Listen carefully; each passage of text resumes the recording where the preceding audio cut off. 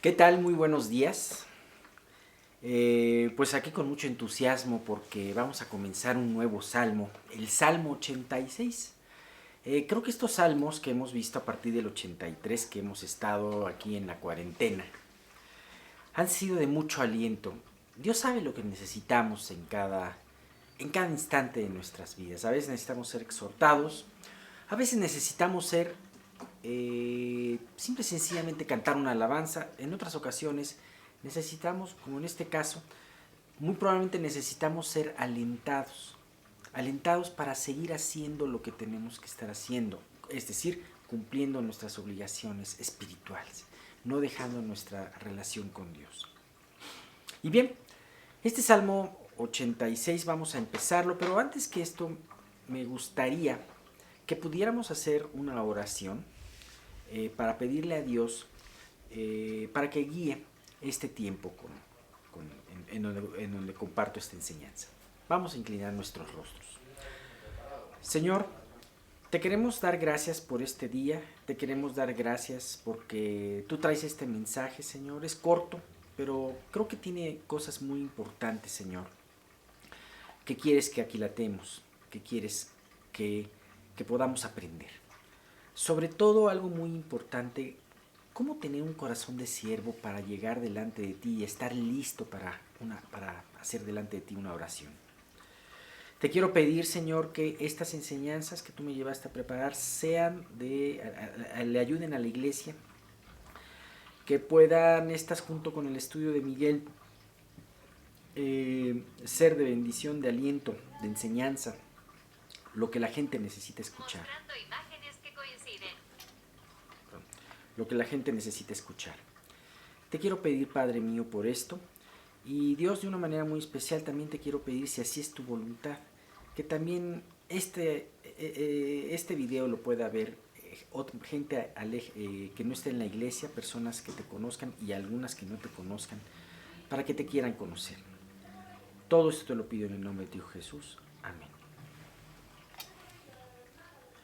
Perdón, voy a quitarle al Google, al teléfono que está muy respondón. Bien, vamos a ver ahora el Salmo 86. Así que es un salmo que tiene 17 versículos. Vamos a dividirlo en tres, aunque el día de hoy no vamos a empezar a ver la primera parte de este salmo. No la vamos a terminar hoy, la vamos a terminar la próxima semana. Pero creo que es preferible, pienso yo, que podamos ver estas enseñanzas más a detalle, porque realmente son muy importantes. Dios nos quiere decir mucho a través de todo esto que vemos, ¿no? Bien, pues nos encontramos finalmente con otra salmo cuya autoría es de David. Este salmo tiene en la dedicatoria oración de David. Hace 14 salmos que no estudiábamos un salmo de David, a partir del Salmo 72, que fue el último salmo en donde inclusive teníamos una duda si era de Salomón o si era de David.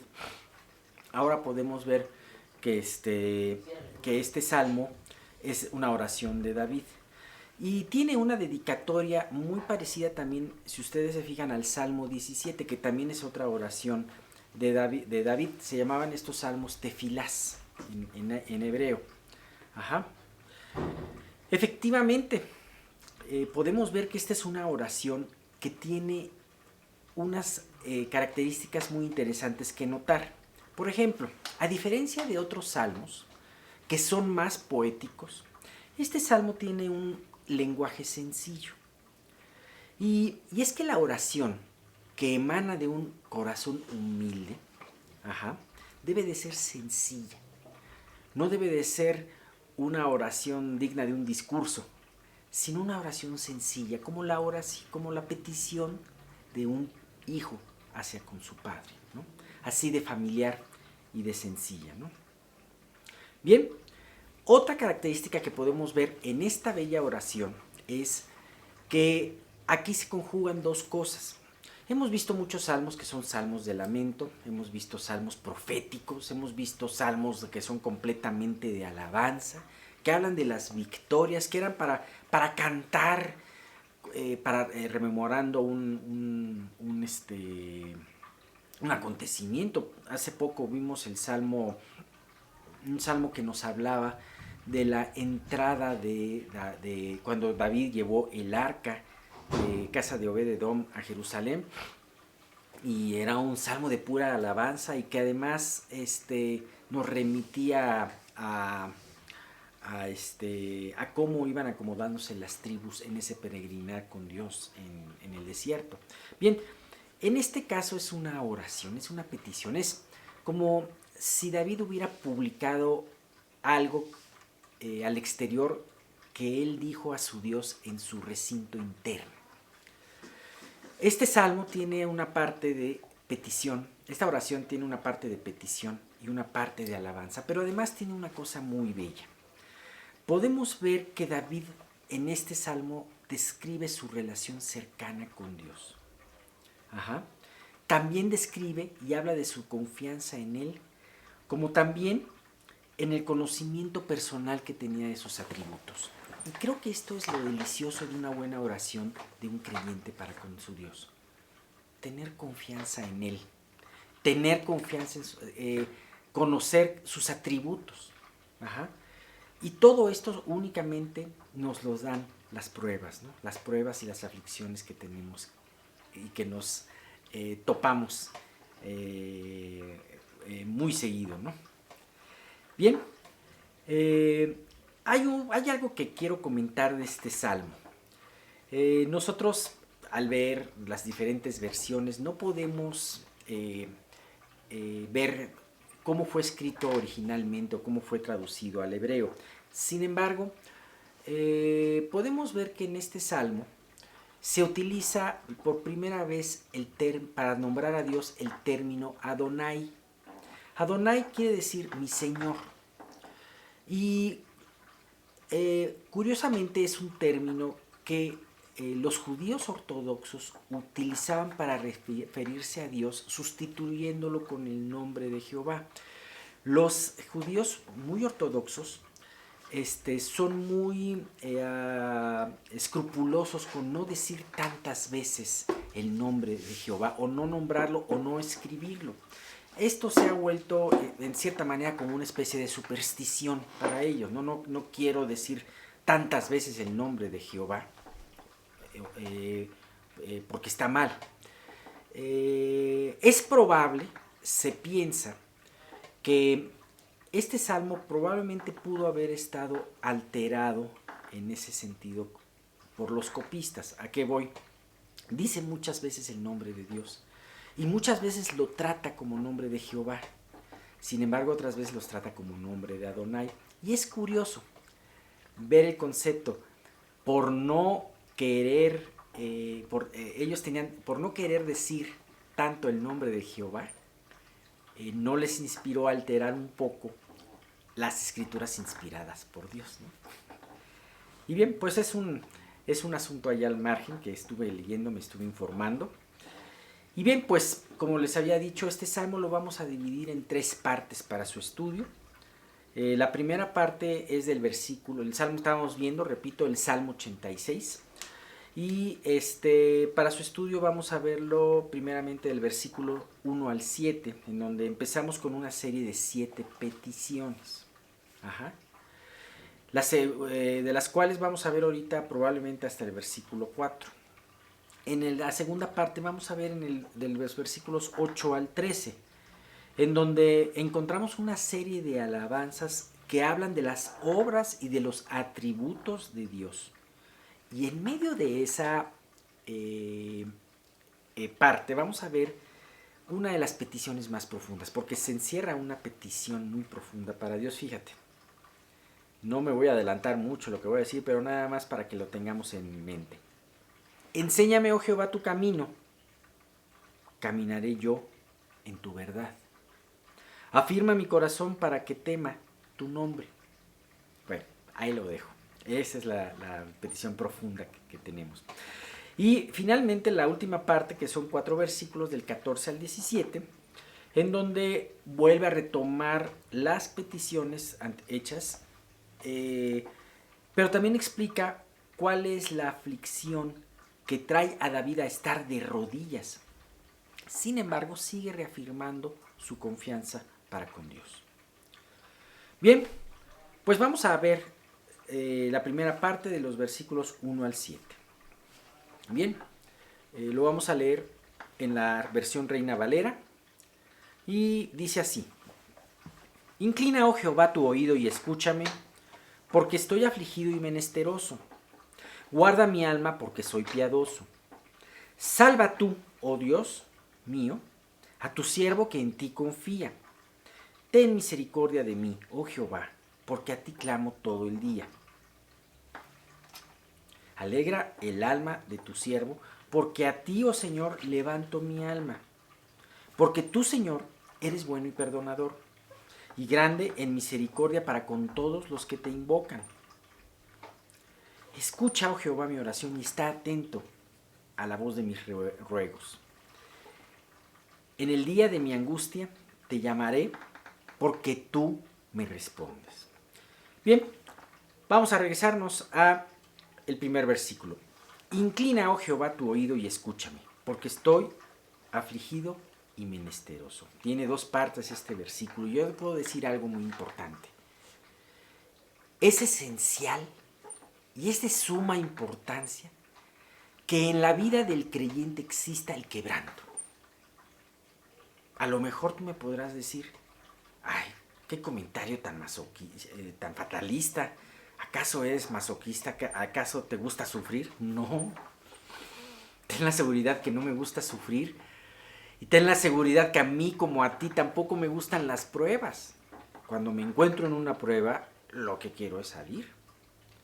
Sin embargo, si conoces al Señor como tu Salvador personal, sabes en lo profundo que esta es la situación que más te conviene estar para tu vida espiritual. Sí, en el quebranto precisamente. Ajá. Porque sabemos que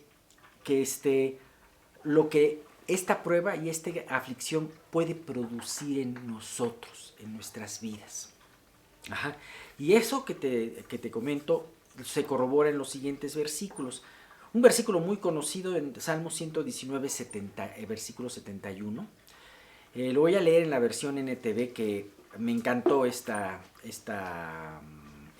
versión en este versículo. Dice, Salmo 119, 71, el sufrimiento me hizo bien porque me enseñó a prestar atención a tus decretos. ¡Qué hermoso! O sea, aquí el salmista decía, Dios, gracias, me hizo bien el sufrimiento, porque gracias a eso no perdí detalle de lo que tú me querías decir. Y Pablo hablaba también acerca de la bendición que era el sufrimiento, y porque acuérdense que él tenía dentro de sí mismo una enfermedad que lo hacía parece ser repugnante de los demás. Y decía en 2 Corintios 12, 7, decía, y para que la grandeza de las revelaciones no me exaltase desmedidamente, me fue dado un aguijón en mi carne, un mensajero de Satanás que me abofeté para que no me enaltezca sobremanera. Así que esta enfermedad que tenía Pablo le ayudaba a mantenerse en su lugar, a mantenerse en ese lugar precioso en donde podía clamar, en donde podía recibir, en donde podía enseñar. Bien, ese es en este estado de aflicción en donde David se dirige en oración. Ajá. Se dirige en oración y y fíjate cómo empieza el salmo. Dice, inclina tu oído. Inclínalo. Hemos hablado mucho acerca de inclinar el oído y eso generalmente lo asociamos con escucha con atención, pon atención.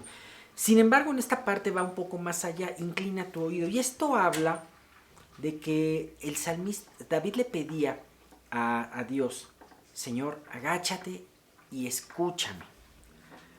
Como dándose cuenta de la posición que él tenía delante de Dios.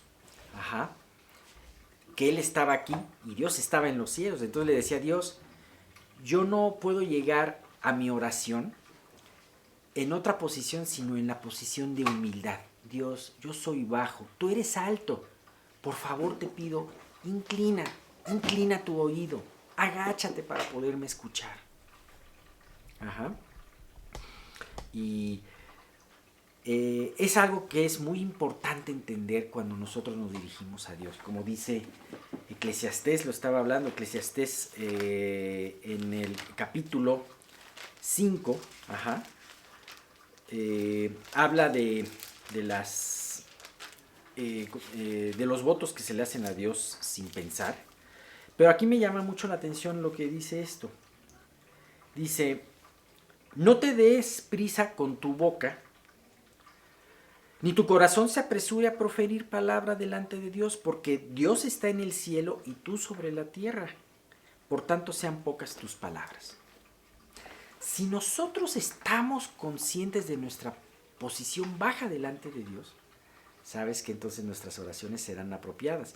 Y entonces dejaríamos de tratarlo a Dios como similar, o dejaríamos de tratarle a Dios como exigiéndole las cosas. Dios, te exijo que tú me respondas, ¿no? Acordémonos para esto que les digo, un ejemplo. El ejemplo de Job se me hace excelente. Y esto que estoy hablando, con cuidado, de la persona que Dios consideraba en ese momento como la persona más justa sobre la tierra. Job, cuando estaba en medio de la prueba, en esa desesperación, realmente quería comparecer delante de Dios para cuestionarlo con respecto a su prueba, ¿no? Esto lo podemos ver en Job, capítulo 16, versículo 21, en donde Job le dice, ojalá pudiese disputar el hombre con Dios, como con su prójimo. ¿Cómo me encantaría tener a Dios aquí y decirle, ¿por qué? ¿Qué te traes conmigo? ¿Por qué me permites esto en mi vida, no? Ajá. Sin embargo, se le concedió. Lo tuvo enfrente. Pero una vez que lo tuvo enfrente, ¿qué fue lo que pasó? Vamos a leer en Job 38, del 2 al 3. ¿Qué le dijo Dios a Job? Dice, ¿quién es ese que oscurece el consejo con palabras sin sabiduría? Ahora ciñe como varón tus lomos, yo te preguntaré y tú me contestarás. O sea, Dios le dijo a Job, tú no me vas a cuestionar, Job. Más bien, yo soy el que te tengo que pedir cuentas. El que te tengo que convencer de tu orgullo y de tu ignorancia. Bien. A ninguno de nosotros nos gustan las pruebas, como yo ya lo había dicho. Sin embargo, es en este bendito tiempo en donde nuestro corazón está en un lugar adecuado. En donde al clamar, al pedirle a Dios, cuando estamos humillados, nuestro orgullo entonces ya no es un estorbo. Y entonces podemos pedirle a Dios. Aún nos dejamos de justificar, porque algo que nos lleva a justificarnos en nuestra vida es el orgullo. Pero cuando estamos quebrantados, dejamos a un lado el orgullo, la justificación y le decimos, Dios, por favor, ten misericordia de mí. Ni tampoco la pasividad de nuestra desidia. ¿Sabes por qué tenemos desidia? Para orar, para leer, para cualquier otra cosa con respecto a Dios. Porque no vemos nuestra vida espiritual con urgencia. Pero cuando Dios nos trae a una prueba, entonces ahora sí, ahí sí somos los primeros que nos presentamos con Dios. A mí me impacta ver que los coreanos del sur, algunos coreanos, se levantan a las 5 de la mañana para ir a su iglesia a una reunión de oración. Bien, eso se llama tener urgencia, ¿no? Bien, versículo 2 dice, guarda mi alma, porque soy piadoso. Salva tú, oh Dios mío, a tu siervo que en ti confía. Guarda mi alma porque soy piadoso. Aquí se autodeclara David, se declara David a sí mismo como piadoso. Hablar de alguien piadoso no es más que decir alguien que está buscando a Dios. Ahora, aquí no quiere decir que en un sentido, David se estaba echando flores a sí mismo, sino aquí lo más importante es que David sabía dónde estaba su corazón delante de Dios, sabía que continuamente estaba escuchando a Dios. Esa aseveración de David, lejos de ser el ser piadoso, lejos de ser de jactarse de eso, lo hacía con la absoluta confianza de que él había estado buscando a Dios en muchos aspectos, en muchos momentos de su vida, y de continuamente lo buscaba. Así que él podía tener la completa seguridad de que Dios iba a guardar su alma. ¿Sabes? En nuestra vida nosotros podemos cuestionarnos y decir, Dios, ¿cómo andamos? A ver, no, el ser piadosos no quiere decir ser completamente santos, haber completado la santidad de Dios. Tampoco quiere decir que seamos perfectos. Simple y sencillamente que estamos buscando a Dios y queremos ser honestos delante de Él. Y eso es fácil, algo fácil que podemos escudriñar. Ahora, tú me dirás algo. Oye, ¿y qué pasa cuando tenemos un pecado muy sutil que queremos tapar? ¿Qué pasa cuando tenemos un doblez de corazón que no vemos? ¿Sabes? A veces no estamos al tanto de nuestros pecados y no se trata de estarlo así. Sin embargo, es muy importante decirle a Dios lo que le dijo una vez también el mismo David en otro de sus salmos. Y dice, examíname, oh Dios, y conoce mi corazón, pruébame y conoce mis pensamientos, y ve si hay en mí camino de perversidad y guíame en el camino eterno. Dios, yo no sé si aún en mi corazón ahorita hay algo que me lleve a desviarme de ti, pero tú sí lo sabes. Así que Dios, examina mi corazón. Estoy completamente dispuesto de abrirme para que tú entres y trabajes. Si tú estás haciendo algo, eso no tienes que temer. Y Dios seguramente lo va a hacer para que tú estés en esas perfectas, en esa condición de piedad, para que Él guarde tu alma, para que Él te salve. Ajá. Salva a tu siervo, Señor. Salva a Dios mío, a tu siervo que en ti confía. ¿Y cómo no va a salvar Dios a alguien que pone su confianza en Él? ¿Sabes? Cuando tú y yo ponemos nuestra confianza en Dios, esto le agrada a Dios, es un cumplido para Dios. Y Dios no se negará a cumplir la petición de tu corazón. Bien, Salmo, el versículo 3 lo vemos, ten misericordia de mí, oh Jehová, porque a ti clamo todo el día. Bien, David va a Dios en oración sabiendo, humildemente sabiendo su posición, como habíamos visto en el versículo primero. También David va delante de Dios, ¿cómo se llama? Sabiendo que lo está buscando de continuo. Sin embargo, aquí le dice Dios, ten misericordia de mí. Y como en muchos otros salmos, en donde también David apela a la misericordia, recordemos el Salmo 51 que empieza apelando a la misericordia, David está perfectamente consciente que la misericordia es el punto que nos une con Dios, el punto por el cual podemos tener acceso a Dios. Si no fuera por su misericordia, no podríamos tener acceso a Él. Por su misericordia, Dios nos enseña de su relación con nosotros. Por su misericordia estaba el tabernáculo y en el templo, y estaba el templo. Por su misericordia vino a Jesús a nosotros. Todo eso lo hacía por su misericordia. ¿Y sabes qué? David era el gran rey.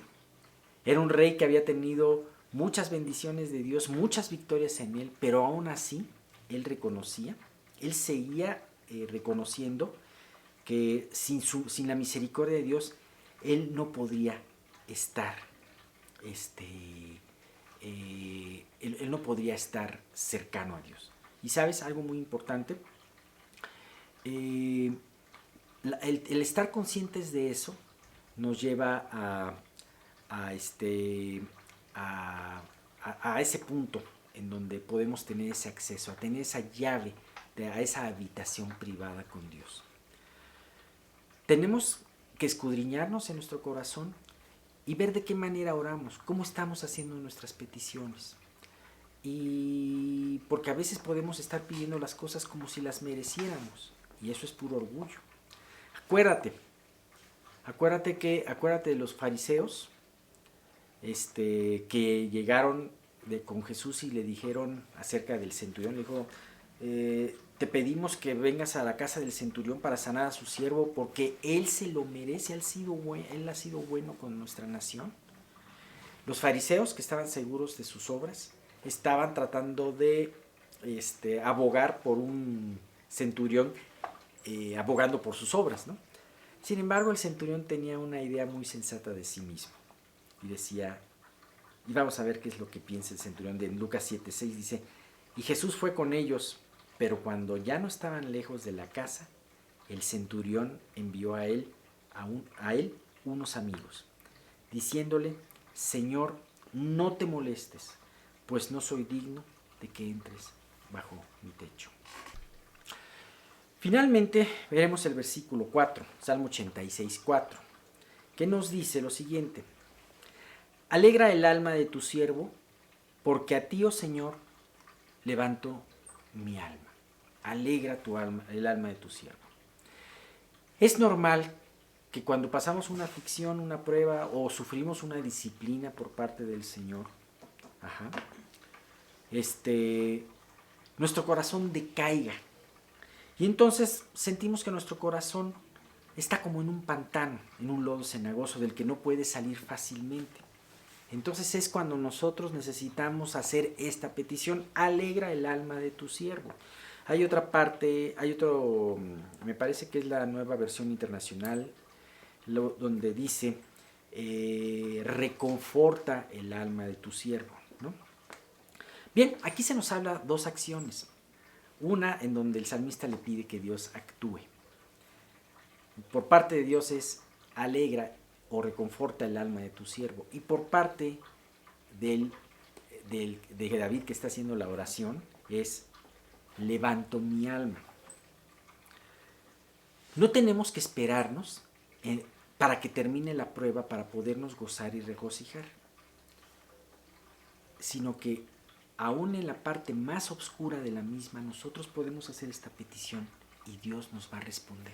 Eso es lo maravilloso de tener esa relación con Dios, que Dios te puede dar la tranquilidad, el consuelo, aún estando en medio de la prueba. Sí, no quiere decir que seas insensible, no quiere decir que no sigas sufriendo en un sentido la prueba, pero lo tendrás esto con esperanza, ¿no? Y bien, ahora, dice, porque a ti, oh Señor, levanto mi alma. ¿Sabes? Dios quiere que tomemos los primeros pasos. Así como vimos que Dios puede alegrar el alma de su siervo, Dios puede sacarte de ese pantano, también es importante decirle a Dios, Dios, levanto mi alma, estoy dispuesto, a ti levanto. Sin embargo, en esa situación ni siquiera tampoco podemos jactarnos de que lo podemos hacer solo, porque nadie por sí mismo puede levantar un alma pesada y decaída y levantarla a las alturas en donde está Dios. Necesariamente nosotros necesitamos tener esa disposición, pero finalmente es Dios el que lo va a realizar, ¿no? Y bien, para terminar, como a manera de resumen, podemos ver que hasta ahora ha habido 6 aspectos, hemos estudiado 6 aspectos que un siervo debe tener para tener su corazón listo en la oración. ¿Estás quebrantado? A veces el quebranto nos puede llevar a apartarnos de Dios. A veces el quebranto nos puede... Ve cómo reaccionó la esposa de Job. Muy quebrantada, dijo, maldice a Dios y muérete. A veces podemos enojarnos con Dios o exigirle, como lo hemos visto en el estudio, pero vamos a ver vamos a recordar esos 6 aspectos que ya vimos. ¿Cómo debe de ser un siervo a la hora de orar delante de una prueba? Dice, un siervo humilde. Inclina tu oído. Acuérdense, ¿dónde está David? En la tierra, y dónde estaba Dios en el cielo. Segundo aspecto, un siervo necesitado. Señor, respóndeme porque estoy afligido y menesteroso. Tercer punto, un siervo piadoso o un siervo que continuamente busca a Dios. ¿Sabes? David no estaba en su vida apartada y de repente buscó a Dios, aunque si en tu vida has estado frío o apartado, siempre hay tiempo, siempre es tiempo para buscar a Dios. Sin embargo, David ya había hecho de esto una costumbre. Cuando él estaba huyendo de Saúl, consultaba a Dios. Cuando él, antes de tomar el reino, consultaba a Dios. Cuando ya estaba en el reino, consultaba a Dios. Así que es el tercer aspecto de un siervo, su hábito de constantemente consultar a Dios. Un siervo con fe, es otro aspecto como debes de presentarte delante de Dios. Tu siervo que en ti confía, ¿no?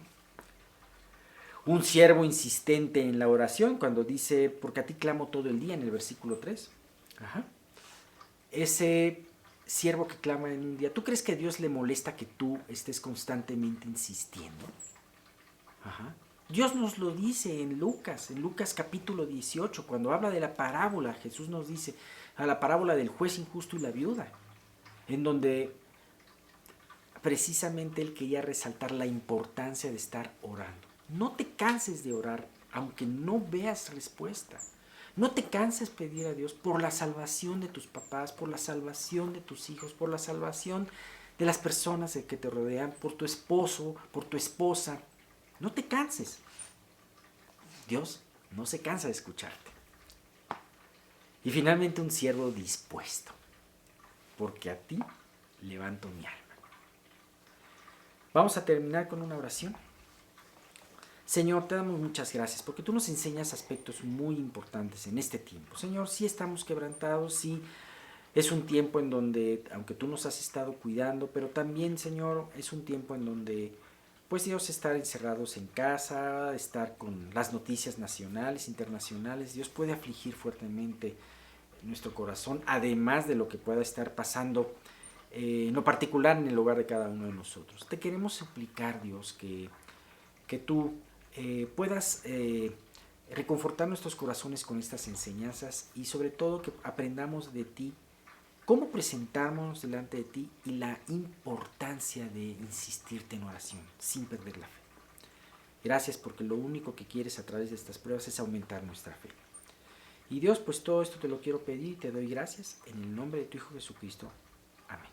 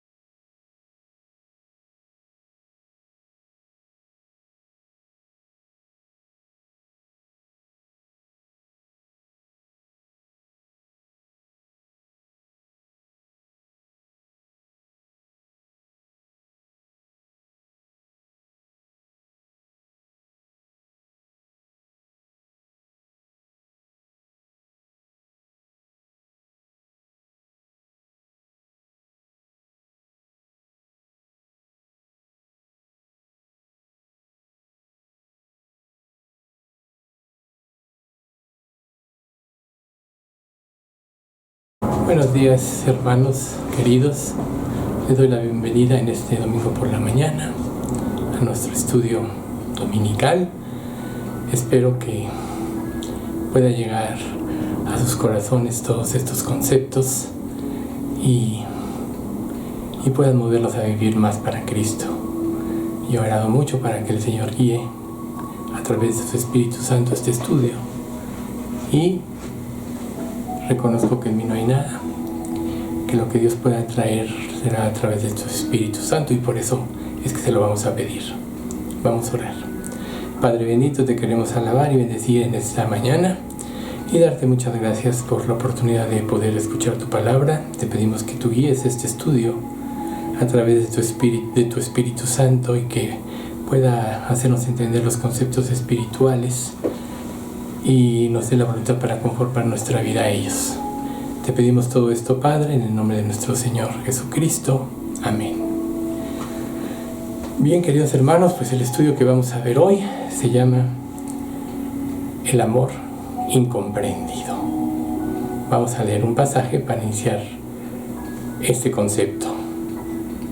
Está en Isaías 53, de los versículos 1 al 3, que dice: ¿Quién ha creído nuestro mensaje?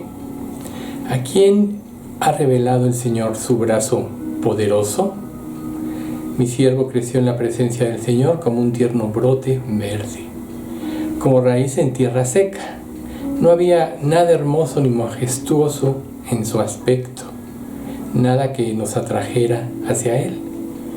Fue despreciado y rechazado, hombre de dolores, conocedor del dolor más profundo. Nosotros le dimos la espalda y desviamos la mirada. Fue despreciado y no nos importó. Como ustedes pueden ver,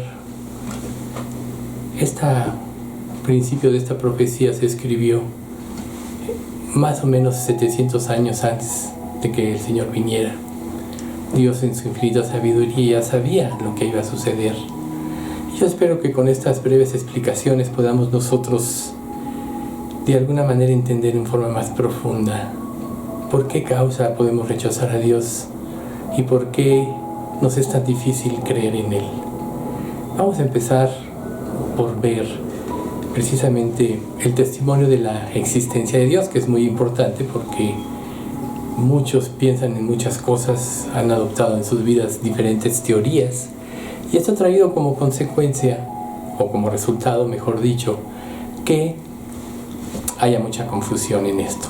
Pero recuerden, la palabra de Dios es verdad, Dios no miente, no es hombre para que se arrepienta ni hijo de hombre, no es hombre para que mienta ni hijo de hombre para que se arrepienta. Él dijo y no hará, todo lo que Dios promete lo cumple, y su palabra es verdad absolutamente toda. Por tanto, veamos 3 conceptos fundamentales del testimonio de la existencia de Dios. El primero de ellos es la creación misma. Dice el Salmo 91:1: los cielos cuentan la gloria de Dios y el firmamento anuncia la obra de sus manos. Efectivamente, Dios está revelado a través de su creación.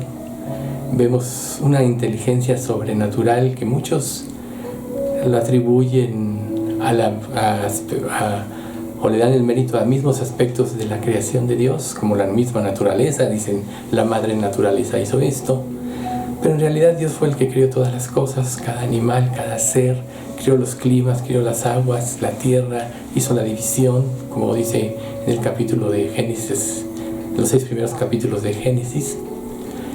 Y pues, si ustedes ponen mucha atención en la creación, verán tantas maravillas que no puede ser motivo de la casualidad. El segundo testimonio es el testimonio de nuestra conciencia. Esto nos lo dice en Romanos 2, 15 y 16, que dice: mostrando la obra de la ley escrita en vuestros corazones, dando testimonio su conciencia y acusándoles o defendiéndoles sus razonamientos en el día en que Dios juzgará por Jesucristo los secretos de los hombres conforme a mi evangelio. Esto lo dice Pablo en la epístola de los Romanos. Y así es, efectivamente, uno podrá pensar lo que quiera, pero a final de cuentas, en nuestra conciencia está registrado todo lo que hacemos, cuál fue la motivación de lo que hicimos, qué nos impulsó. Y el día que Dios juzgue todas las cosas, todas estas cosas saldrán a la luz y nadie se podrá justificar delante de Él. Pero independientemente de eso, es ¿quién nos puso esta ley moral dentro de nosotros? Dice la Escritura que Dios nos hizo a su imagen y semejanza, por tanto, podemos saber que esta ley moral viene de un ser santo, santo, santo, que es perfecto, y Él quería que el hombre viviera de esta manera. El tercer aspecto es el testimonio de Jesucristo y de la palabra de Dios. En Juan 6:63 dice así: el Espíritu es el que da vida, la carne para nada aprovecha. Las palabras que yo os he hablado son espíritu y son vida. O sea, Jesucristo dio un testimonio cuando estuvo en este mundo, porque hizo cosas que nadie había hecho ni podrá hacer, porque era Dios mismo encarnado, hecho hombre para poder redimirnos de la esclavitud del pecado. Y su palabra, recordemos que por la palabra de Dios fueron creados los cielos y la tierra, y que por la misma palabra subsisten. Entonces, si la palabra tiene un poder tremendo en la vida humana, en la conciencia humana, y ese testimonio de Jesús y de su palabra es también algo que da la evidencia del poder infinito de Dios. Establecidos este concepto de la existencia de Dios, vamos a ver un segundo concepto: el motivo de la creación del ser humano. Sí, efectivamente, Dios, antes de todas las cosas, Él tuvo un propósito, tuvo un plan, un proyecto, que fue crear al ser humano. Dice en Hebreos 4:3 que todas las cosas estaban terminadas antes de la fundación del mundo. Es decir, que Dios en su infinita sabiduría concibió todo lo que iba a hacer, puso los límites de la acción del ser humano, y a final de cuentas todo se va a cumplir. Pero vamos a ver un poquito más profundo. Efectivamente, Dios creó al hombre a su imagen y semejanza. Imagínense el privilegio. Hay muchos seres vivos, animales, peces, aves, etc. Pero ninguno de ellos fue creado a la imagen y semejanza de Dios. Veamos qué dice Génesis 1:26. Entonces Dios dijo: hagamos al hombre a nuestra imagen, conforme a nuestra semejanza, y señoree en los peces del mar, en las aves de los cielos, en las bestias, en toda la tierra y en todo animal que se arrastra sobre la tierra. Observen esta frase: hagamos al hombre a nuestra imagen y semejanza. Es precisamente uno de los grandes privilegios que Dios le dio al ser humano. Y además de esto, obviamente al hacernos a su imagen, somos linaje de Él. Eso también nos lo revela Hechos 17:28, que dice: porque en Él vivimos y nos movemos y somos. Como algunos de vuestros propios poetas también han dicho: porque linaje suyo somos. ¿Sí? En Él vivimos, nos movemos y somos su mismo linaje. Quiere decir que sin Dios, sin la presencia de Dios y de su Espíritu Santo, no podría ser posible que existiera la vida. El crear un ser semejante a Él, Dios lo hizo para que pudiera Él, en su capacidad de decisión, el libre albedrío, acercarse a Dios por su propia voluntad, que poblara toda la tierra, que hiciera un templo de toda ella. Ese era el propósito de Dios. No nada más se concentrara en el huerto del Edén, sino que de toda la tierra hiciera un templo, que pudiera conocer a su Hijo amado, motivo de toda la creación. Recordemos que Dios hizo toda la creación por su Hijo. En el principio era el Verbo, y el Verbo estaba con Dios, y el Verbo era Dios. Este era en el principio con Dios.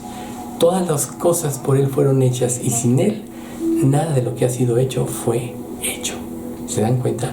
Todas las cosas fueron hechas por Jesús, y sin Él nada de lo que ha sido hecho fue hecho. Entonces, el objetivo de Dios al formar al ser humano era que le conociera, como dice Filipenses 3:10, a fin de conocerle y el poder de su resurrección y la participación de sus padecimientos, llegando a ser semejantes a Él en su muerte. Llegando a ser semejantes a Él en su muerte. Ese era el objetivo de Dios. No es lo mismo, como ya hemos dicho anteriormente, ser creador y criatura, que tener una relación familiar de padre a hijos, que es lo que Dios pretende. Por eso es que Dios, en su infinito amor y durante la existencia del hombre, nos va a dar tiempo para tomar conciencia de su existencia, como estamos viendo ahorita, tiempo para conocer nuestra verdadera condición.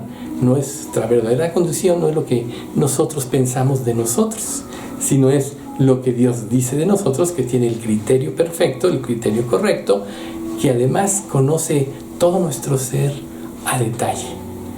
Dice la Escritura que desde que fuimos concebidos, Él ha estado al pendiente de nuestra vida. Cada célula que se duplicó, cuando se formaron órganos, etcétera, hasta que el bebito estuvo formado y nació, Dios estaba presente, y a lo largo de nuestra vida ha estado presente Pero cuando Él nos dice que nos dará tiempo para conocer nuestra condición, no es otra cosa sino para que vayamos a Él, ¿sí? Por eso nos da tiempo para arrepentirnos también, dentro de sus tiempos. Como dice Eclesiastés, de tiempo de sembrar, de cosechar, de edificar, de destruir, de reír, de llorar. Todo eso tiene su tiempo y todo tiene su momento. Pero lo importante es que de este tiempo nosotros tomemos conciencia para arrepentirnos y después, ¿para qué? Para aprender a amarlo. Ciertamente nosotros no sabemos amar. Nuestro corazón es egoísta, es egocéntrico y solo vemos para nosotros mismos. Para aprender a amar hay que aprender a ver como Él ve. Por tanto, nos va a dar un tiempo para ello. Y también un tiempo para llevar a cabo la obra que nos ha encomendado. Dios hizo al ser humano con un propósito. Este propósito fue que lleváramos a cabo su obra en este mundo, en este planeta, en la Tierra. Por tanto, una vez que nos arrepentimos, una vez que aprendemos a amarlo, lo que viene después es: ¿para qué estoy aquí? ¿Cuál es el motivo de existir? De que Dios me buscó y me redimió, precisamente para llevar a cabo la obra que Él nos ha encomendado. Ese es el verdadero propósito del ser humano. Y mientras el ser humano no tenga en mente que tiene este propósito que cumplir, vivirá extraviado, de aquí para allá, moviéndose de un lado a otro. Como dice la misma Escritura, los impíos son como el mar en tempestad, que no puede estarse quieto, y sus aguas arrojan cieno y lodo. Y también nos va a preparar y nos va a dar tiempo en esta vida para cuando nos reunamos con Él, cuando llegue nuestra hora. Pregúntense: ¿quién puede estar en la presencia de Dios si Él es santo y nosotros somos pecadores? Pues precisamente el tiempo que Él nos da es para concientizar, que conozcamos su obra y vayamos a Él. Entonces, establecidos estos conceptos, debemos entonces conocer las razones por las cuales Dios es incomprendido. A lo mejor tú dices: bueno, ¿cómo Dios va a ser incomprendido? Pero vemos que el ser humano en este mundo, en lugar de amar la santidad, ama el pecado.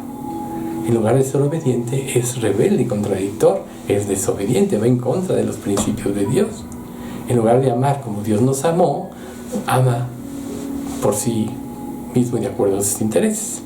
Por eso Dios lo expresa en Romanos del 1:18 al 22 de la siguiente manera: porque la ira de Dios se revela desde el cielo contra toda impiedad e injusticia de los hombres que detienen con injusticia la verdad. Porque lo que de Dios se conoce les es manifiesto, pues Dios se los manifestó. Pues las cosas invisibles de Él, su eterno poder y deidad, se hacen claramente visibles desde la creación del mundo, siendo entendido por medio de las cosas hechas, de modo que no tienen excusa. Pues habiendo conocido a Dios, no le glorificaron como a Dios ni le dieron gracias, sino que se envanecieron en sus razonamientos y su necio corazón fue entenebrecido. Profesando ser sabios, se hicieron necios. Esta es la realidad. En lugar de que el hombre viese a Dios a través de la creación, lo adorara como la mente maestra ideó todas las cosas y que crió al mismo ser humano a su imagen y semejanza, lo ha rechazado durante mucho tiempo. ¿Por qué? Porque no seguir sus caminos los llevó a vivir en necedad. ¿Sí? Entonces, veamos lo que es Dios y lo que es el hombre. Dios es luz y el hombre está en tinieblas y vive en oscuridad. Ustedes mismos saben lo que es entrar a una habitación oscura, no se ve nada. Hasta que uno abre las cortinas o enciende la luz, puede distinguir los detalles y la ubicación de cada mueble. Así es el ser humano en este mundo. Vive en oscuridad, no sabe ni por dónde anda, no sabe ni por dónde camina, no tiene idea del destino que le depara. Pero Dios es luz, y cuando alguien acude a Él, es iluminado para entender, para ver las cosas de una manera diferente. Dios es santo y el ser humano es pecador por naturaleza. Como decíamos hace un momento,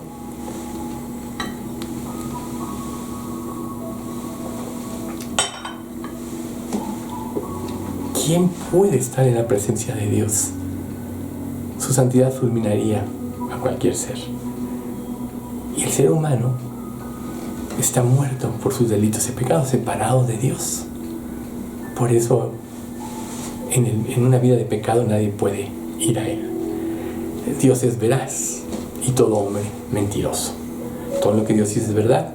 Él cumple todo lo que promete y el hombre es mentiroso. Lo vemos sobre todo en esta época del confinamiento por el coronavirus.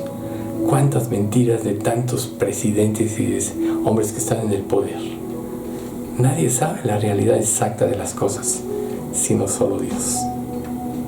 Pero podemos ver en la naturaleza humana que está el mentir para salir de los problemas. Otro aspecto muy importante es que Dios hace todo por amor y el ser humano por conveniencia propia. Si ustedes ven su vida, analizan su propia vida, verán que muchas de sus acciones las hicieron por conveniencia y para beneficio de ustedes mismos. En cambio, Dios todo lo hizo por amor. Empezó desde hacernos a su imagen y semejanza. El siguiente concepto es: Dios se dio a sí mismo por nosotros, y el ser humano vive para sí mismo y no le importan los demás, ni Dios. ¿Ven ustedes? Dios se dio a sí mismo mostrándonos cómo debía ser la vida del ser humano y cómo podría llegar a ser feliz. Hasta la misma Escritura dice: más bienaventurado es dar que recibir. Entonces ustedes pueden ver que quien empieza a dar y darse a los demás experimenta una mayor felicidad que obtener y retener para sí mismo. Pero el ser humano no le importa más que él mismo, porque está atrofiado. Dios se dio a sí mismo por nosotros, es otro concepto, y el hombre vive para sí mismo. Ya lo dije, perdón. Dios dio todo por gracia. El cambio, el hombre es convenenciero. Sí, el ser humano actúa para su propia conveniencia, para sus propios intereses que generalmente son mezquinos y egoístas, pero Dios nos da todo por gracia. Esto es lo que quiere decir gracia: favor inmerecido. La razón es porque lo que Dios nos otorga nadie lo podía comprar ni pagar, aún con toda una existencia de obras. Y como Dios sabe esto, Él nos da todo por gracia. Nos dio la vida, nos ha sustentado y nos dio la salvación por gracia, por medio de la fe. Entonces, los seres humanos tenemos la teoría de todas las cosas, pero este amor de Dios no se puede comprender hasta que se experimente, y es superior a cualquier libro, concepto o teoría humana. Este mundo está lleno de libros, está lleno de teorías, que a final de cuentas, por más que conozcas, no te llevan a nada. El mismo rey Salomón en el libro de Eclesiastés dice: no hay fin de hacer muchos libros y en muchos estudios fatiga de la carne. El fin de todo el discurso oído es este: teme a Dios y guarda sus mandamientos, porque esto es el todo del hombre. Teme a Dios y guarda sus mandamientos, porque esto es el todo del hombre. Entonces hay muchas cosas que nosotros tenemos que saber acerca de Dios, que es el próximo concepto que vamos a ver. La expresión verdadera del amor de Dios, como decíamos hace un momento, y de ahí viene esta secuencia, viene en que Dios amó y dio. Lo que dice Juan 3:16: porque de tal manera amó Dios al mundo, que dio a su Hijo unigénito, para que todo aquel que en Él cree no se pierda, mas tenga vida eterna. Dios amó y dio lo que más amaba para poder redimirnos de la esclavitud del pecado y de un destino eterno separados de Él en el infierno. Prefirió castigar a su Hijo, a su propio Hijo, por quien hizo todas las cosas, quien es parte de Él mismo, para que nosotros pudiésemos salvarnos. ¿Quién puede sostenerse ante este gran amor? Por eso es que Dios ideó una forma inequívoca, indestructible, de cómo salvar a la humanidad. Y esto nos dice el siguiente pasaje. Porque no envió Dios a su Hijo al mundo para condenar al mundo, sino que para que el mundo sea salvo por Él. No envió Dios a Jesús para condenar. Un día llegará este tiempo, pero lo dio para que el mundo sea salvo por Él. Y la razón es porque el amor verdadero todo lo da. Por eso Jesús puso su vida por nosotros, a pesar de lo que sabía lo que iba a padecer. Si alguien tenía una idea de lo que era tomar nuestro lugar en la cruz en el juicio por los pecados, ese era Jesús. Pero Él, con la misma esencia de Dios Padre, siendo un solo ser, uno con Él, aunque separado temporalmente al haberse hecho hombre, sabía que tenía que enfrentar este destino y lo hizo por voluntad propia, por amor. Dice Isaías 54 al 6: El Señor soberano me ha dado sus palabras de sabiduría, para que yo sepa consolar a los fatigados. Mañana tras mañana me despierta y me abre el entendimiento a su voluntad. El Señor soberano me habló y yo le escuché. No me he rebelado ni me he alejado. Le ofrecí la espalda a quienes me golpeaban y las mejillas a quienes me tiraban de la barba. No escondí el rostro de las burlas y los escupitajos. ¿Ven ustedes? El pensar de Jesús. Sabía que le iban a dar la espalda, sabía que lo iban a maltratar, sabía que lo iban a condenar injustamente, pero Él vino a este mundo con un propósito: salvar a la humanidad. Y nadie lo movió de este propósito. ¿No es esta una razón para amar a Dios, queridos hermanos? El amor de Dios nadie lo puede comprender en realidad, sino el que lo recibe. Por eso Dios quiere que nos rindamos a Él, porque nunca podremos saber quién es Él hasta que podamos ser redimidos y vivir en comunión con Él. Nada de lo creado puede ser superior al Creador. Recuérdenlo. Dios, cuando formó al hombre, su idea era tener una relación más grande que criatura y creador. Quería hacernos parte de su familia. Quería hacernos sus hijos. Tener una relación más íntima y más estrecha. Por eso es que cuando nosotros vamos a Él, nos devuelve el poder participar de la naturaleza divina, como lo dice 2 de Pedro 1:4, por medio de las cuales nos ha dado preciosas y grandísimas promesas, para que por ellas llegáis a ser participantes de la naturaleza divina, habiendo huido de la corrupción que hay en este mundo a causa de la concupiscencia. Recuerden ustedes que la palabra concupiscencia es un apetito desmedido por deleites carnales. Y todos los seres humanos tienen esto en el corazón. Pero Dios, cuando reconocemos nuestra condición, nos hace participantes de su naturaleza divina. Y nos cambia la mente, por eso podemos huir de la corrupción. Sin un cambio de mente, no hay salvación. Por eso arrepentimiento es previo a la fe. Si tú quieres ir a Dios en tus términos, solo vas a ser religioso. Pero Él quiere que participemos de su gloria, no momentáneamente, como muchas cosas de este mundo, si es que podemos gozar de algo, son tan solo temporales. Mucha gente vive una vida pensando en momentos de su vida que fueron muy significativos, pero Dios lo hace por toda la eternidad. Por eso Jesús dijo cuando iba a resucitar a Lázaro: no os he dicho que si creéis, veréis la gloria de Dios. Juan 11:40. Recuerden que la gloria de Dios es sublime. Nada de lo creado se puede comparar al Creador.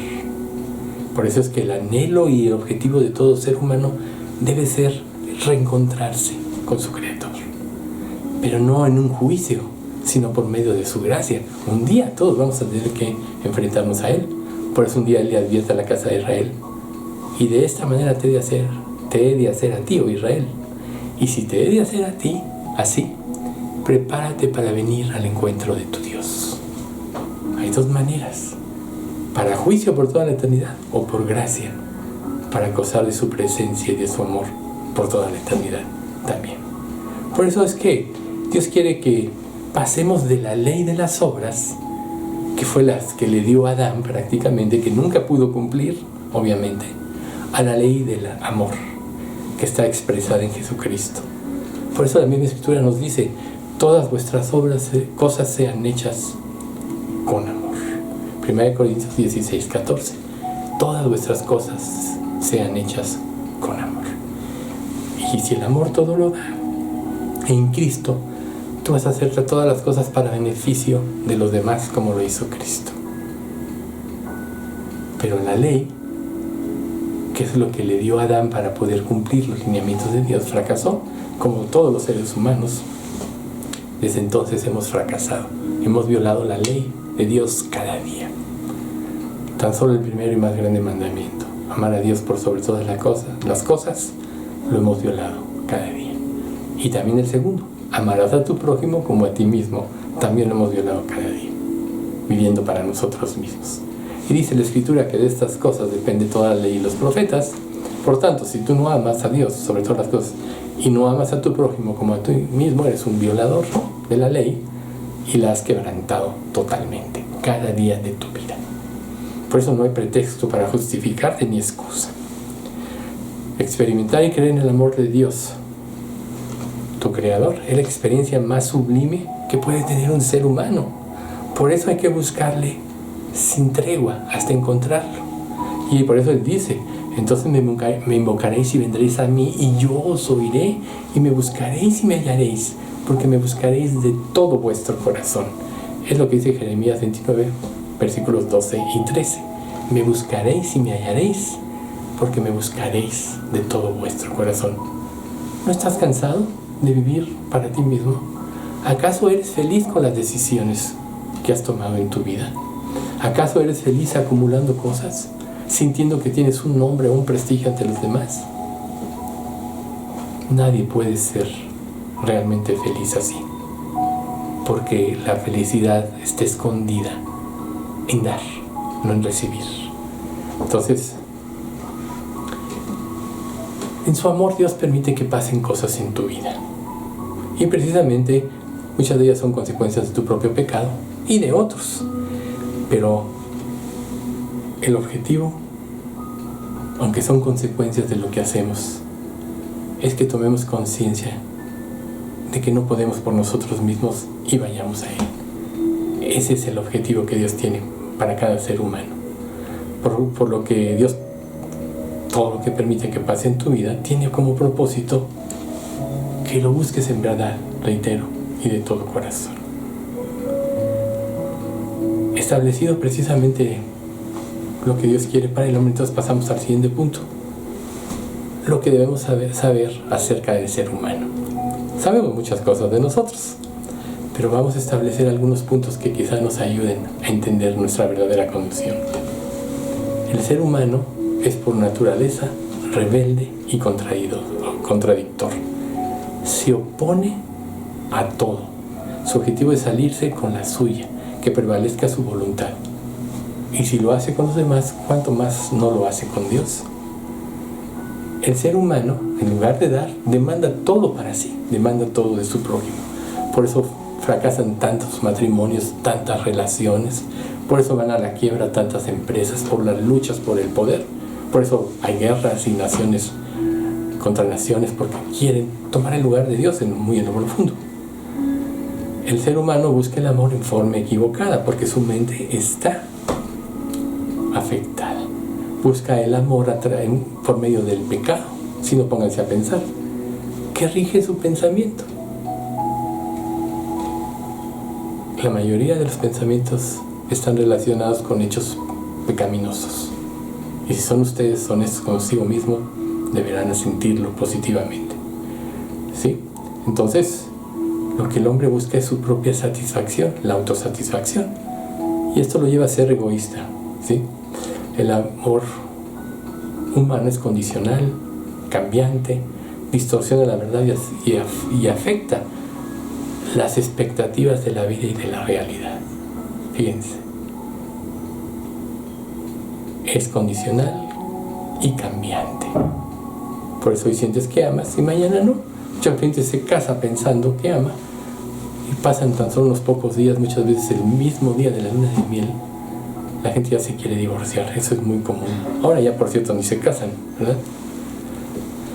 El orgullo humano también es destructivo. Una de sus características principales es que menosprecia a Dios y a su palabra. Dios, tú dices esto, pero yo voy a hacer esto. Tú estableces estos conceptos, pero yo voy a seguir mis propios conceptos. Por eso es destructivo. Porque cuando tú no sigues los caminos de Dios, vas por el camino de la destrucción de tu vida. A veces lo que más quieres salvar es lo que más afecta. El ser humano está en el mundo y ama el sistema de pensamiento que hay en el mundo. ¿Y saben ustedes por qué razón? Por eso acepta tantas falsas religiones, por eso toma cualquier filosofía o sistema de pensamiento que le convenga, porque todo quiere hacer menos enfrentarse a la realidad de su propia vida, que se tiene que arrepentir. Entonces, si el amor humano es equivocado, es un asunto interno que comienza en el corazón y se va a caracterizar por tres cosas principalmente. Un intenso placer por el deseo físico, o sea, una preocupación excesiva por satisfacer los deseos físicos. El hombre vive por esto. Puede pasar noches pensando en situaciones así y a la mañana siguiente trata de ejecutar lo que pensó. Es un deseo insaciable por todo lo que ve, o sea, codiciar y acumular cosas e inclinarse ante el Dios del materialismo. Sí, pues cuando una persona no cree en Dios, que es un ser espiritual, como dice Juan 4:24, Dios es espíritu, y los que le adoran en espíritu y en verdad es necesario que adoren. Pero como no quiere adorar a Dios y ha rechazado, entonces ama lo que ve, y es el materialismo y vive por esto, y eso trae como resultado que le haga insensible a las necesidades de los demás. Otro concepto, el tercero, es el orgullo de los logros y posesiones. Traen una obsesión por obtener un nivel alto y un nivel social también. Que los demás le consideren a él importante, o sea, verse a él, que el mundo viva para él, que el mundo le complazca a él. Esa es la esencia de esto. Entonces, concluyendo, el ser humano no puede por sí mismo ir a Dios.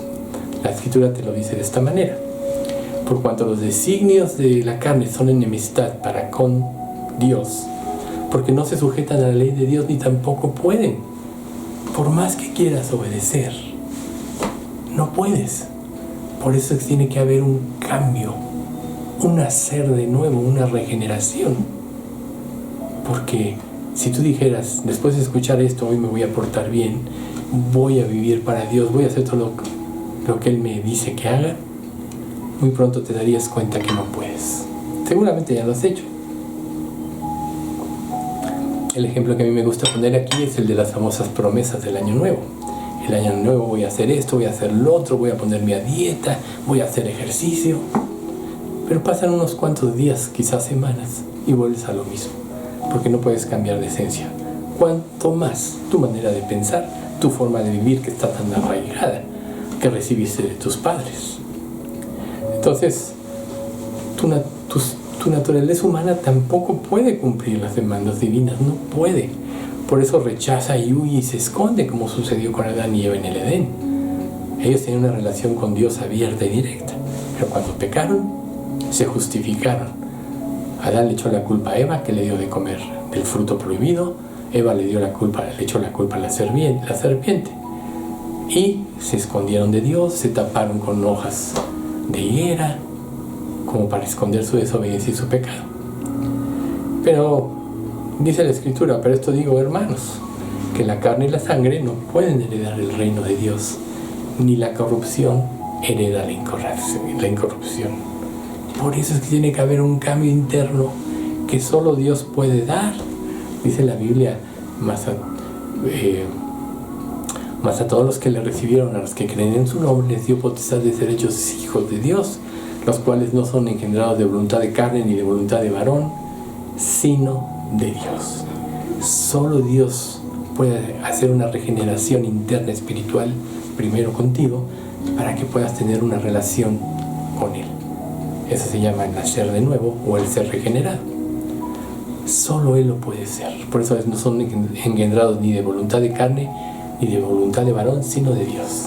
Esto lo dice el Evangelio según San Juan, capítulo 1, versículos 12 y 13.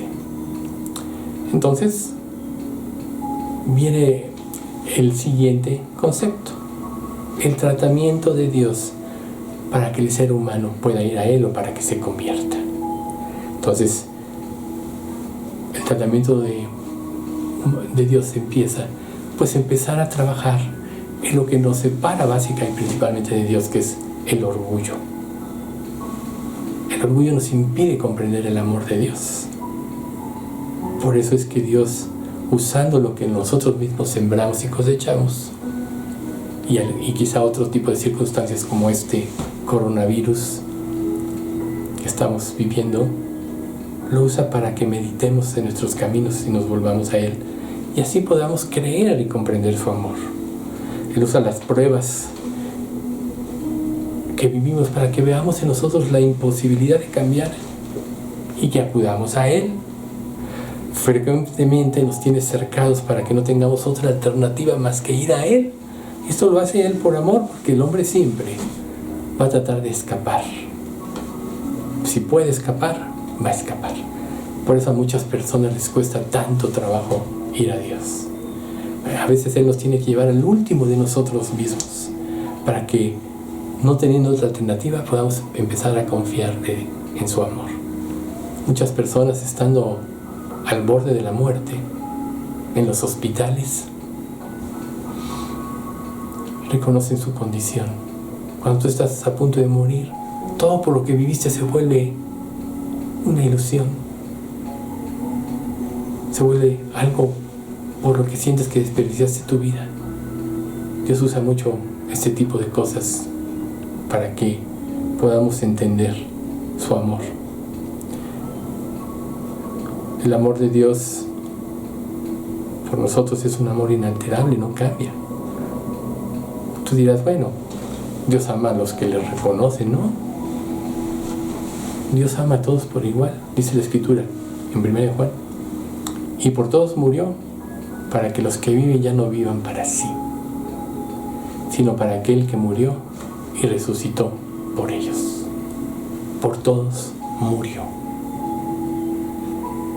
Pero solo van a poder disfrutar de su amor aquellos que se rindan a Él, aquellos que lo reciban, aquellos que se arrepientan y crean. Entonces, quizá tú como ser humano tengas la teoría de muchas cosas y has basado tu vida en esta teoría. Pero el amor de Dios nadie lo puede comprender hasta que lo experimente. Quizá en tu vida tuviste algunos problemas y alguien te tendió la mano. Y quizá a partir de que alguien te tendió la mano, lo apreciaste, lo hiciste tu amigo y pudieron tener una relación sin interrupción tan solo porque alguien te tendió la mano. ¿Quién más que Dios, que te ama tanto, que dio a su Hijo? Y su amor es fiel, no cambia. El día que lo recibes es para siempre. Dice la Escritura en Juan: mis ovejas oyen mi voz y yo las conozco y me siguen y no perecerán jamás, ni nadie las arrebatará de mi mano. Mi Padre que me las dio es mayor que todos y nadie las puede arrebatar de la mano de mi Padre.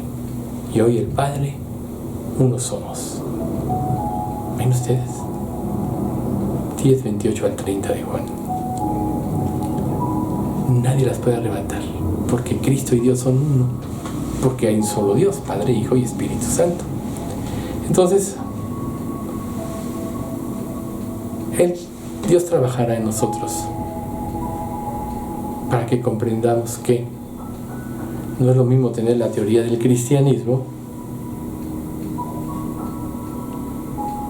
que vivirlo.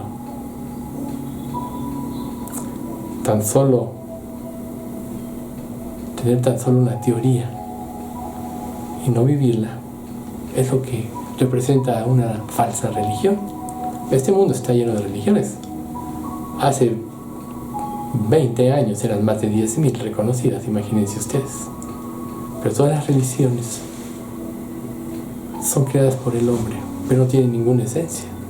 La religión verdadera solo Dios la puede producir en el hombre cuando se arrepiente, Dios lo regenera y entra su Espíritu Santo a morar en él. Y el mismo Espíritu da la luz para vivir como Dios quiere y la fuerza. Entonces, si Dios vive en ti, te está manifestando su amor porque quitó el estorbo que era el pecado, y ese amor te lleva a cumplir su obra. No es lo mismo tener que hacer algo que hacer algo por amor. Todas vuestras cosas sean hechas por amor, dice la Escritura. Entonces el Espíritu Santo es parte de la regeneración y es la fuerza que nos ayuda a cambiar, es la luz que nos hace entender el propósito verdadero de Dios, y es el que nos da la visión a través de su palabra de todas las cosas, y que nos da la comprensión misma de su palabra. Entonces la vida cristiana es algo que Dios produce plenamente, lo dice Hebreos 13, 20 y 21. Y el Dios de paz, que resucitó de los muertos al Señor Jesucristo, el gran pastor de las ovejas, por la sangre del pacto eterno, os haga aptos en toda obra buena para que hagáis su voluntad, haciendo Él en vosotros lo que es agradable delante de Él, por Jesucristo, al cual sea la gloria por los siglos de los siglos. Amén. Haciendo Él en vosotros lo que es agradable delante de Él, por Jesucristo. Entonces, hermano, la única manera de cumplir con lo que Dios dice es que Dios lo haga a través de ti. Esa fue siempre la idea de Dios al crear al ser humano. Alguien que se sometiera por amor, no por obligación. Este es Hebreos 13, 20 y 21. Por eso Abraham fracasó, como dijimos hace un momento, porque representaba la obligación de él era cumplir lo que Dios le mandaba, la ley. Y no pudo. Y todos la incumplimos. Pero Jesús tuvo victoria porque todo lo hizo por amor al Padre. Por amor al Padre, a Dios Padre, Él siempre hizo su voluntad y nunca desobedeció, por tanto nunca pecó. Y por eso pudo ser el que muriese en nuestro lugar en la cruz. Nosotros conocemos todo lo que ha sufrido el pueblo de Israel por ser desobedientes, rebeldes, por adorar equivocadamente a dioses falsos. Pero le digo una cosa, eso no anuló la fidelidad de Dios y sus promesas. Eso te lo dice en Ezequiel 36, 22 y 23. Por tanto, di a la casa de Israel, así ha dicho Jehová, el Dios, el Señor. No lo hago por vosotros, oh casa de Israel, sino por causa de mi santo nombre, el cual profanasteis vosotros entre las naciones a donde habéis llegado. Y santificaré mi grande nombre profanado entre las naciones, el cual profanasteis vosotros en medio de ellas. Y sabrán las naciones que yo soy Jehová, dice Jehová el Señor, cuando sea santificado en vosotros delante de sus ojos. Un día, no muy lejano, Israel va a servir a Dios como debió haberlo servido siempre. Pero ¿cuánto tuvo que sufrir? ¿Cuántos miles de años tuvo que sufrir para poder entender esto? Cosa que a la fecha todavía no entiende. Pero falta todavía un tratamiento de Dios en la tribulación, que es la semana 70 del profeta Daniel, donde Dios purificará y limpiará a este pueblo, y un día se convertirán todos. Lo dice Malaquías. Y mirarán, Zacarías 12:10, y mirarán a mí al que traspasaron, y llorarán. mirarán a mí al que traspasaron y llorarán, afligiéndose como se aflige el primogénito. Un día ellos se darán cuenta de su error. Pero así trata Dios con nosotros. Él quiere que nosotros lo veamos a Él. Él quiere que hagamos un lado del orgullo que lo desafía a Él. Él quiere que vayamos a Él no solo por conveniencia o cuando tenemos asuntos difíciles que resolver, sino que vayamos a Él por amor. Ahora les voy a decir una cosa. Volverse a Dios a causa de la desesperación es mejor que ser un rebelde y contradictor, pero todavía es mejor volverse a Dios en respuesta de su amor, por gratitud y por su cuidado, porque si tú has sido alimentado hasta ahorita es por su bondad. Dice en Romanos 5:5, porque Dios quiere que de esto surja en ti una esperanza, y la esperanza no avergüenza porque el amor de Dios ha sido derramado en vuestros corazones por el Espíritu Santo que nos fue dado. Cuando tú crees y Dios te da la fe para recibir a Cristo, para hacerlo tu Señor y Salvador, Él te da como sello su Espíritu Santo, que es las arras de nuestra herencia, hasta la redención de la posición adquirida para la alabanza de su gloria, que quiere decir de otra manera que Dios nos garantiza, si realmente le entregas tu vida, que Él nos transformará, y el Espíritu Santo es el sello, es como el pasaporte al cielo. Recuerden Romanos 8:9, si alguno no tiene el Espíritu de Cristo, no es de Él. Muchos se podrán decir cristianos, pero siguen según su voluntad, siguen viviendo de acuerdo a sus propios intereses y todo hacen menos querer obedecer a Dios. Pero el que realmente se convierte y recibe el Espíritu Santo, el mismo Espíritu, hace un trabajo de transformación interno en él que lo lleva a amar a Dios y tener gratitud. Y es lo que dice el siguiente pasaje: mirad cuál amor nos ha dado el Padre para que seamos llamados hijos de Dios. Por eso el mundo no nos conoce, porque no le conoció a Él. Amados, ahora somos hijos de Dios y aún no se ha manifestado lo que hemos de ser, pero sabemos que cuando Él se manifieste seremos semejantes a Él, porque le veremos tal cual Él es. Y todo aquel que tiene esperanza en Él, esta esperanza en Él, se purifica a sí mismo así como Él es puro. Primera de Juan 3, del 1 al 3. Todo aquel que tiene esta esperanza se purifica a sí mismo. Ya no es algo que tengas que hacer por obligación, sino como una respuesta por el amor que Dios tuvo por ti, que dio a su Hijo. Quizá tú sepas o no el grado de maldad que hay en tu vida, pero debes considerar que Dios es aún más fuerte que la maldad más grande, y que si acudes a Él, Él vencerá por completo y te dará la victoria. Por eso lo dice en Romanos capítulo 8. Antes, en todas estas cosas somos más que victoriosos por medio de aquel que nos amó. La respuesta al amor de Dios es lo que te da la victoria sobre el pecado y sobre este mundo. Dios, en su amor y fidelidad al ser humano,